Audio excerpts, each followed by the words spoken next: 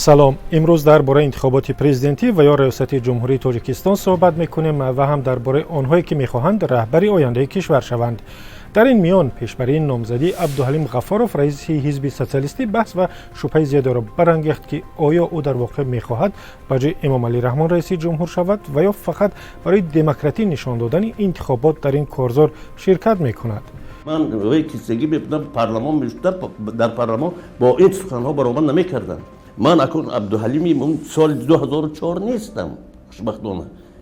بسیار از آنهایی که این صحبت عبدالحلیم غفاروف را در وبسایت رادیو آزادی و اینستاگرام تماشا کردند گفتند که او در اصل نمیخواهد رئیس جمهوری تاجیکستان شود و پیشبری نامزدیش برای دموکراسی و رقابتی وانمود کردن انتخابات است. امیر شاه، یک کاربر صفحه رادیو آزادی، در فیسبوک چنین مینویسد: این مسخره بازی ها تا کی دوام میکرده باشد؟ اینها پارلمان را به صحنه سیرک مبدل کردند. اگر خواهید تاجیکستان مانند سینگاپور پیشرفته شود، در مدت کوتاه کروپسی را از بین برید و خویش و تباربازی را در مسائل بلند دولتی بس کنید. کاربری که خود را جیبک معرفی کرده است گفته است که به حزب عبدالحلیم غفاروف که طرفدار حکومت است دستور دادند برای رقابتی نشان دادن انتخابات نامزدیش را پیشبری کند. او مینویسد: چی لازم مبلغ‌های بودجه را حیف کردند که در کار مردم را به عقل حسابیدند؟ اگر نمی شود با این مبلغ یک داروخانه سازید، بگذار جناب تنها نامزدیش را گذارد. همین نامزدهای کیسگی کی مردم را میفهمیده باشند. نگاره در گوشه دیگری از اینترنت و در صفحه رادیو آزادی در اینستاگرام با مراجعت به عبدالحلیم غفاروف گفته است بهتر از دم بگیرد چون سینه‌اش اجازه نمیدهد که تاجیکستان را رهبری کند. او مینویسد: تقا خفه نشوید وقتی بازنشسته شدن و راحت کردنتان رسیده است. اگر به ما وعده بدهی که پیش از انتخابات سرحدها باز میشوند، ما راضی، اگر نه پس نه.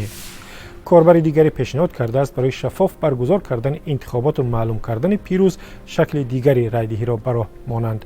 پیشنهاد این کاربر که خود را غنی معرفی کرده است چنین است: خوب میشد برای هر یک نامزد صندوق شیشگین علاهیده میماندند با نام و فامیل نامزد در تنی صندوق. هر آدمی که میخواهد به نامزدی پسندیده‌اش رای بدهد ورقه را در صندوق وی اندازد. آواز داده‌اش معلوم میشود، تقلب از بین میرود. اما کاربر دیگری در وبسایت رادیو آزادی نوشته است که نقشه انتخابات ریاست جمهوری را از قبل کشیدند و معلوم هست که کی پیروز می شود. شرح این کاربر را میخونیم که خود را ناظر اینترنت معرفی کرده است. قبلا همیشه در SSR انتخابات یک معرکه بود که اراده مردم را در آن به نظر نمی گرفتند. پیشکی همه نتیجه ها در بیوروهای حزب کمونیست حل می شد و تمام رهبران بعد از دوران شوروی تا حال در همین طرز و قالب اسپکتاکل انتخاباتی می کنند و یگان دموکراتیا و رای مردمی را قبول ندارند. اگر یادتان نمانده باشد، بار دیگر یادرس میکنیم که بغیر از عبدالحلیم غفاروف از حزب سوسیالیست، رستم لطیف زاده از حزب اگرری، سید جعفر عثمان زاده از حزب دموکرات و رستم رحمت زاده از حزب اصلاحات اقتصادی تاجیکستان هستند و البته نامزدی رئیس جمهور امام علی رحمان را هم پیشنهاد کردند.